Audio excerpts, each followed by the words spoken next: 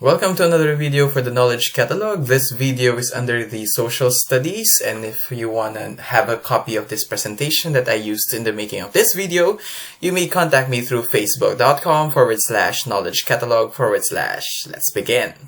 So yeah, our topic for this evening, actually it's an evening while I am recording this, are the new challenges to human adaptation and social change. So basically, it's going to be divided into subtopics, which is global warming and climate change, and then transnational migration and OFWs. So this video is tailor fit for Filipino audiences because OFWs mean overseas Filipino workers. We are going to talk about the present challenges of these two are presenting to Filipinos. So yeah, let's begin. We all know that scientific evidence for warming of the climate system is unequivocal, and that the Earth's climate has changed throughout history. So this one is already a beginning talk for the first part of our of this video. Just in the last 650,000 years, there have been 7 cycles of glacial advance and retreat, with the abrupt end of the last ice age at about 7,000 years ago, marking the beginning of the modern climate era and of human civilization. Most of these climate changes are attributed to very small variations in Earth's orbit that change the amount of solar energy our planet receives. The current warming trend is of particular significance because it is extremely likely, greater than around 95% probability, to be the result of human activity since the mid-20th century and proceeding at a rate that is unprecedented over decades to millennia.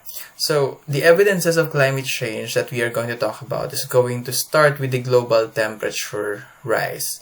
As you know, a new challenge to human adaptation. The planet's average surface temperature has risen about 1.62 degrees Fahrenheit or 0.9 degrees Celsius since the late 19th century. It is a change driven largely by increased carbon dioxide and other human-made emissions into the atmosphere.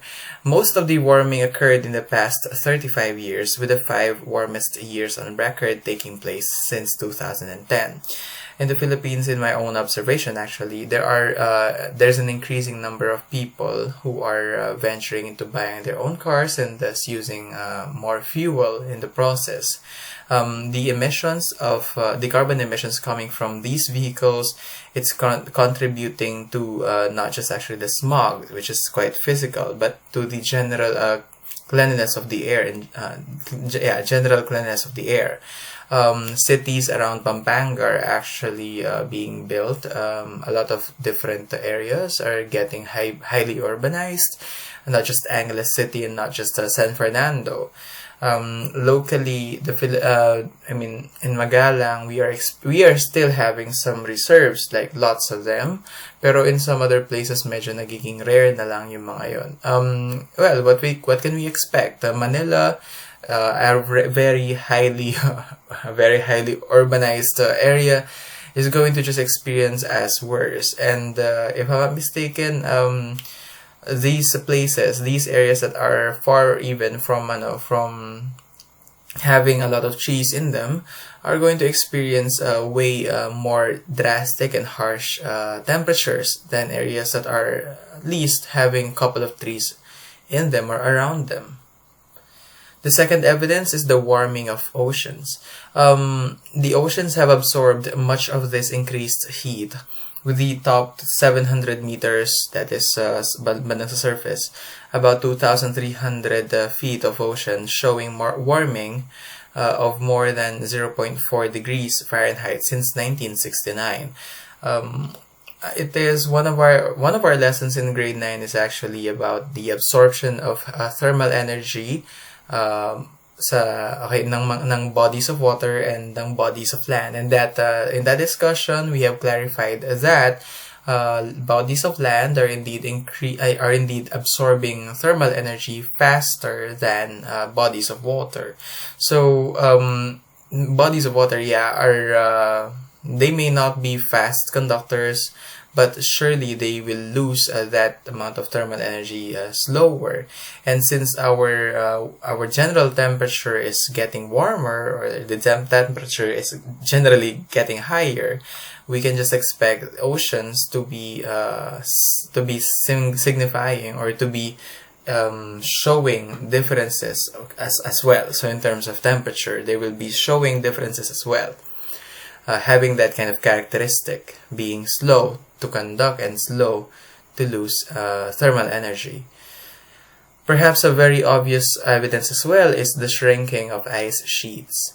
The Greenland and Antarctic ice sheets have decreased in mass. Data from NASA's Gravity Recovery and Climate Experiment show Greenland losing an average of 286 billion tons of ice per year between 1993 and 2016, while Antarctica is losing a relatively smaller amount of ice, which is 127 billion tons of ice per year during the same time period. But that still means that the climate is indeed changing, the globe is indeed warming.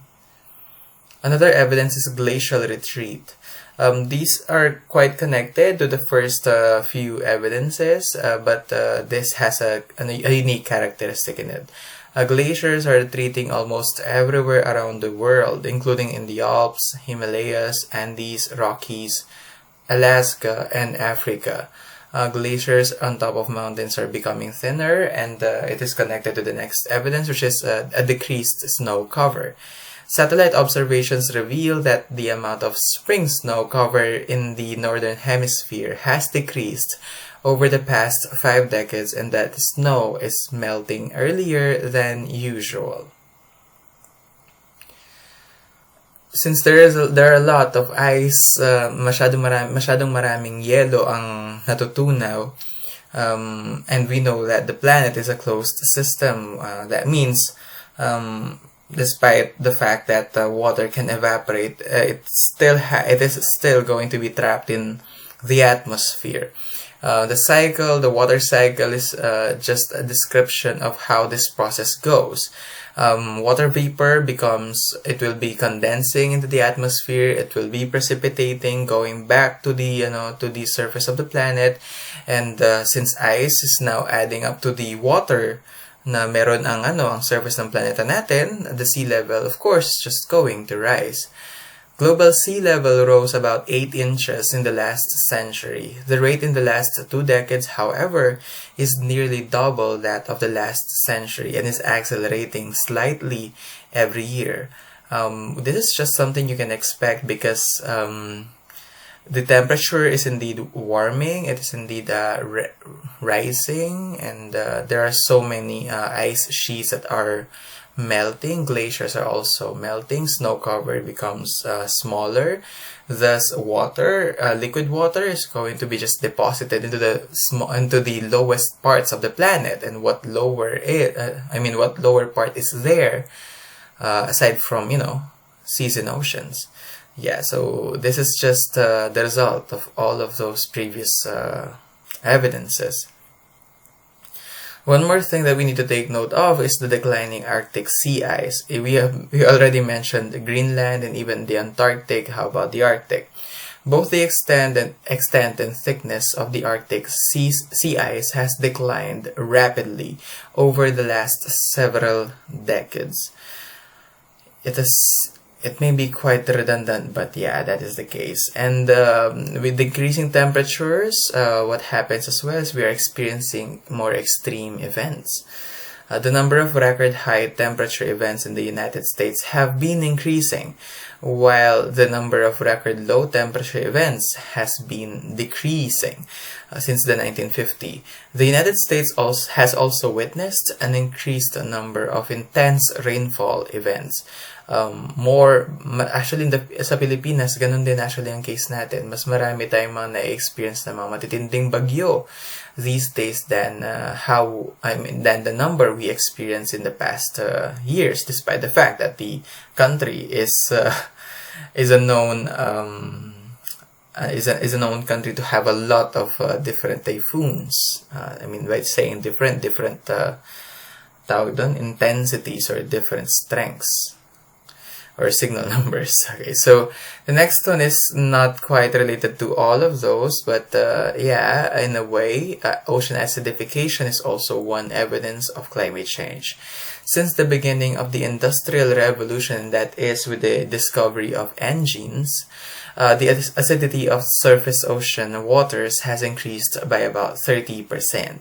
Because of its acidity, of course, we can just expect marine life to be affected. This increase is the result of humans emitting more carbon dioxide into the atmosphere and hence more being absorbed into the oceans. Remember, let us always remember that the planet is a closed system, so whatever is present into the lithosphere can actually escape into the atmosphere or the hydrosphere and so on. And vice versa. That's what I mean, rather. Since yung atmosphere is tapunan ng carbon dioxide or ng carbon emissions, different carbon emissions, kapag umulan, or syempre, carbon emissions can fly, but I mean, immediately there will be coming a time na they will be deposited into the oceans. Okay, and that is going to make the oceans or sea water quite more acidic than how they're supposed to be. The next type of challenges to new challenges to human adaptation are transnational migration and the case of OFWs. Transnational migration is actually the assumption that people will live. It is the assumption. No, it's not actually the assumption. I'm so sorry. Transnational migration is when a person is having has dual citizenship. Okay, so to put it simply, it's having dual citizenship or choosing to have a different citizenship from that one he or she was born with. The assumption that people will live their lives in one place according to one set of national and cultural norms in countries with impermeable national borders, that no longer holds. Rather, in the 21st century, more and more people will belong to two or more societies at the same time. This is what many researchers refer to as transnational migration. Transnational migrants work, pray, and express their political interests in several contexts rather than in a single nation state. Some will put down roots in a host country, maintain strong homeland ties, and belong to religious and political movements that span the globe. These allegiances are not antithetical to one another. The population data and analysis of migration statistics in the Philippines show that the Philippines is early in stage 3 of demographic transition, with the beginning of changes to population, urbanization, contraception, and a reasonably low fertility rate overall. Some of these social changes that occur lead to transitions for many middle-class Filipinos to gain in society.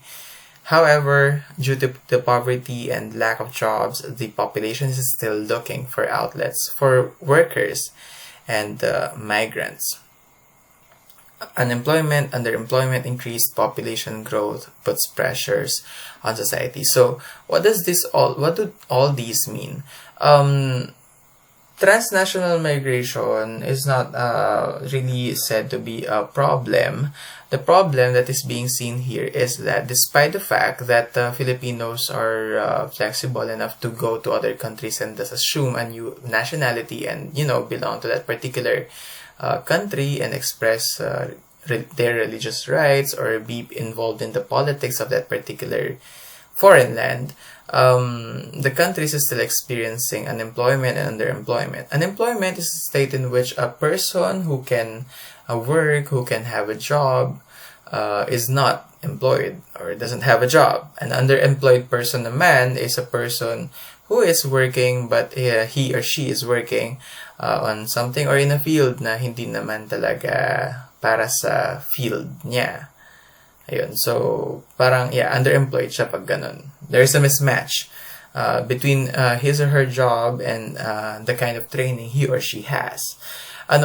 Okay, OFW for this discussion are Filipinos working abroad that are expected to return permanently either upon the expiration of a work contract or upon retirement, and often send money to the Philippines to support their family. OFWs, they are going back to the country, and they are going to experience again the kind of economy that the country has. And despite the fact that they are already transnationally migrated, they may still face the same old problems that they actually tried to escape before, which is underemployment and unemployment. Those two are the kinds of evidences that are connected to our topic, the new challenges to human adaptation. I know that we have focused on the climate change problems more than the transnational and OFW problems that we have in the Philippines. But I hope that this video has helped you at least identify some of the new leading challenges to human adaptations, especially for a Filipino. This is the Knowledge Catalog. It is a brand being developed by a teacher-creator. I am a high school teacher in the Philippines, and I love developing content I find useful and needed to better my instruction. If you want to support my channel, you may subscribe to it, or if you like this video, then hit like and then click that bell button to get some notifications once I have a new video upcoming. Also, you can leave a positive comment so that I would be able to feel or to have a constructive criticism coming from you. See you in the next video.